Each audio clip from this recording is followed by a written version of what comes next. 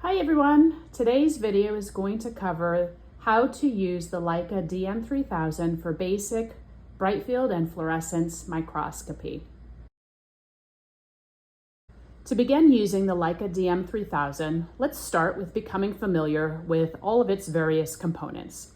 To turn on this microscope, you'll use a toggle switch at the very back, right around here. And then starting at the top, we can just become familiar with these different pieces. First, we have the Leica monochrome camera here. This is going to be best for fluorescence microscopy if you don't need true color imaging. We have the eyepieces, which are adjustable. This portion here is going to be our filter cube turret. If we're doing bright field microscopy, we want this on the 1 position or the 5 position. If we're going to be doing fluorescence microscopy, we can use the DAPI filter cube, the GFP filter cube, or the Texas Red filter cube. And these you can simply turn gently this dial to the number indicated for the filter cube that you'd like. If we look at the back, we know that fluorescence light is going to be transmitted from this box at the back. You can turn this on using the switch here on this side. You'll see that the green light goes on. And if you look at the other side of the box, you can see also that there is another switch which shows whether the light is actually being transmitted through to the camera. So this light should also be on. Once both of those lights are on, if you are on a filter cube for fluorescence, you should also see that light coming out here. We're going to turn that off right now by adjusting our fluorescence shutters. On this side, the right side of the camera, you can see that there's a number of neutral density filters. When you press these in, it is going to change how much of that fluorescent light comes out through the back. And you can see when I open them, it's going to allow more of that light to come through. Here, we also have just a straight open close shutter. If I turn that off, no fluorescent light comes through. And when I open that back up, you can see all of the light comes through.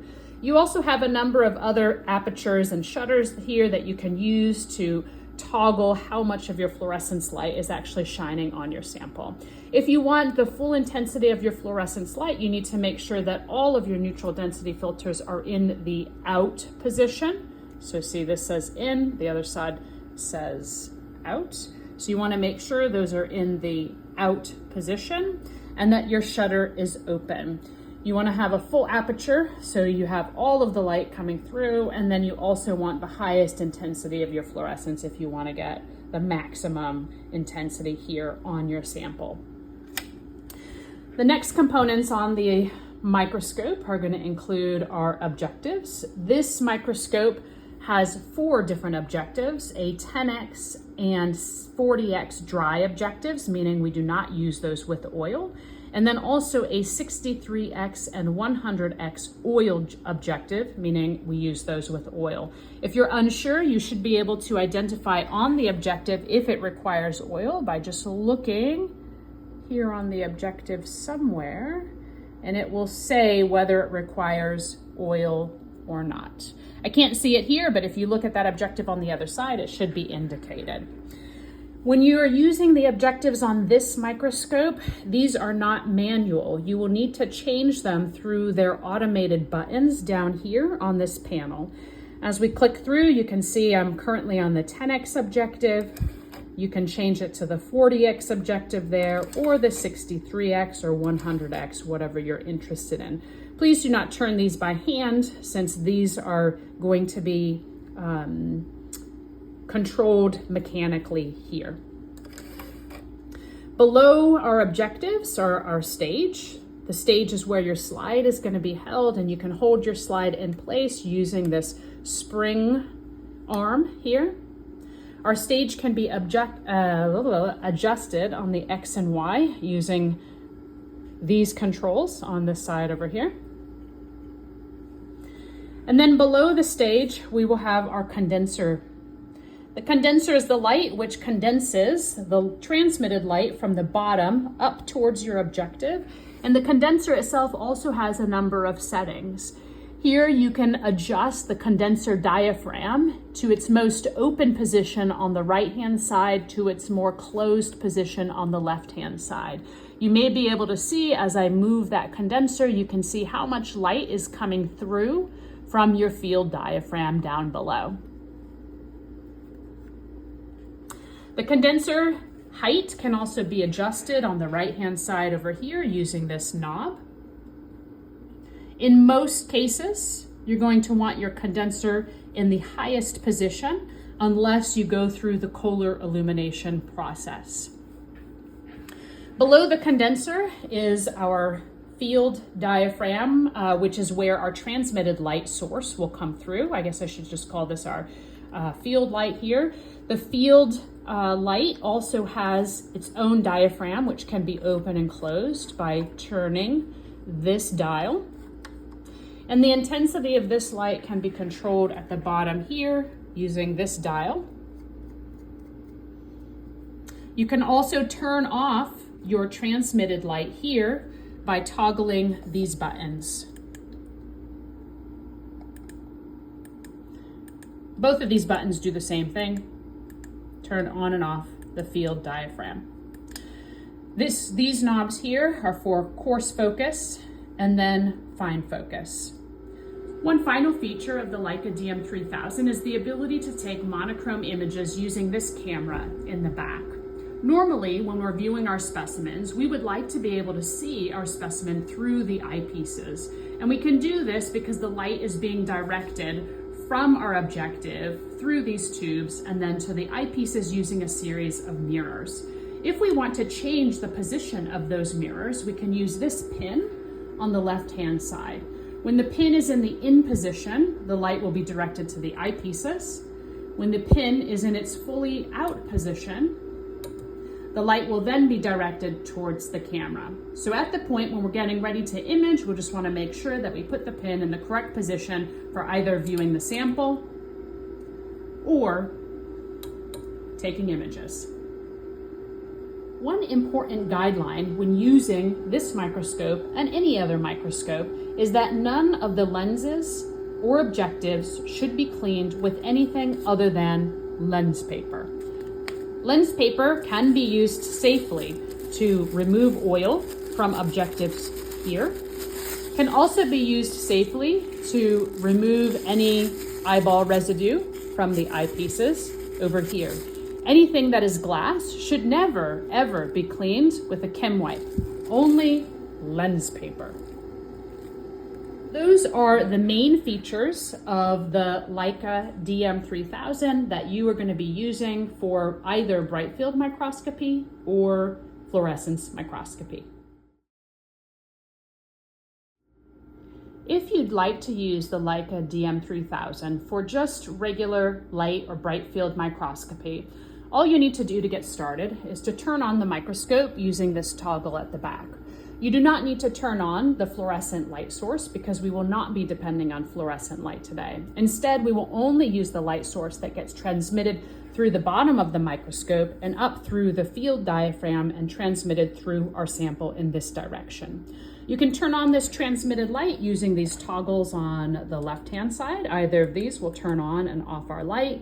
We can adjust the light intensity here so it's comfortable for our eyes. And then you can also adjust the field diaphragm for the field of view that matches your sample of interest here and the objective that you're actually using. Then you'll just need to simply place your slide into place, select the objective that you want to use using your objective turret options down here, and then view your specimen. Anytime we're starting to view our specimen, we always want to start on the lowest magnification. And then once we have the specimen in focus using our focus knobs, then move up to the higher magnifications. One thing to consider when using bright microscopy or bright field, when performing bright field microscopy, is that the condenser diaphragm down here can change how you view your sample. If your condenser diaphragm is all the way in the open position here, you can see a significant amount of light shining through on your sample and will give you the most realistic view of sort of true color of your sample. If you have your condenser diaphragm closed, you're going to see that you get a more contrasty type of image. Sometimes we just refer to this colloquially as the contrast slider. So pay attention to that when you're doing your bright field microscopy. Any of the morphological differences that you see when your condenser diaphragm is closed may actually reflect more of how the light is shining on your sample and not real aspects of that particular tissue. That's the basics of how to use the Leica DM3000 for bright field microscopy. If you want to use the Leica DM3000 for fluorescence microscopy, the first things that you need to do are to turn on the microscope using the toggle at the back. Turn on the light source. On this side is the power. On the opposite side over here is a shutter switch. So you want to make sure that the light is on so that the fluorescence light is being transmitted through the back of the scope here, past all of these filter options, and then down onto your sample. When using fluorescence microscopy, you want to pay attention to the position of these various filters. Remember, these are your neutral density filters. You usually want these in the out position if you want to have the full fluorescence intensity provided by the light source. You want to have your shutter in the open position. You want to have your aperture the most open, and you want to have the highest amount of fluorescence level. This should give you the highest amount of fluorescence light shining on your sample. If you have too much fluorescence light, that's when you can play around with some of these neutral density filters, this shutter here or this aperture here. Once you have your sample in place and you focused on your specimen, you can change your filter cube using this dial at the top. We can select either DAPI fluorescence, GFP fluorescence, or Texas red fluorescence for this particular microscope. One thing to notice about fluorescence microscopy is that you cannot view fluorescence if you have ambient or transmitted light shining onto your sample. So you will need to make sure that there is no light coming through the bottom, no transmitted light coming through your field diaphragm. You can ensure this by just simply turning off the light at the bottom here.